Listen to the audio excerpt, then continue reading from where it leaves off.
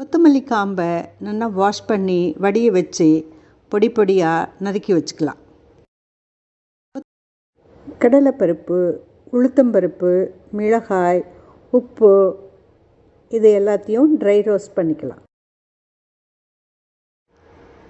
பருப்பு மிளகாயெல்லாம் வறுத்தெடுத்த அதே கடாயில் கொத்தமல்லி காம்பையும் ஒரு பிரட்டி எடுத்துக்கலாம்.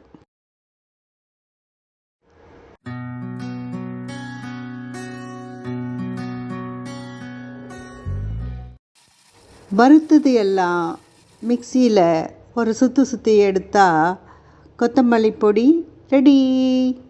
டேஸ்டியான கொத்தமல்லி பொடியை நீங்களும் செஞ்சு பாருங்கள். கொத்தமல்லி காம்பு நிறைய கிடைக்கச்சே இந்த மாதிரி பொடி பண்ணி வச்சுட்டா இட்லி தோசைக்கு தொட்டுன்னு சாப்பிட்லாம். நல்லெண்ணெய் குத்தி சாத்தில் பிசைஞ்சு சாப்பிடுச்சு ரொம்ப நல்லாயிருக்கும். அதுவும் பொரிச்ச அப்பளம் கூட சாப்பிடுச்சு சுவையோ சுவை.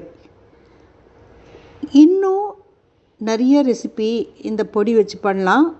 சாம்பார் ரசம் பண்ணச்சே சாம்பார் பொடி ரசப்பொடி கூட இந்த பொடியும் சேர்த்தா ஒரு ஸ்பூன் சுவை மிகுந்த சாம்பாரும் ரசமும் கிடைக்கும் உங்களுக்கு.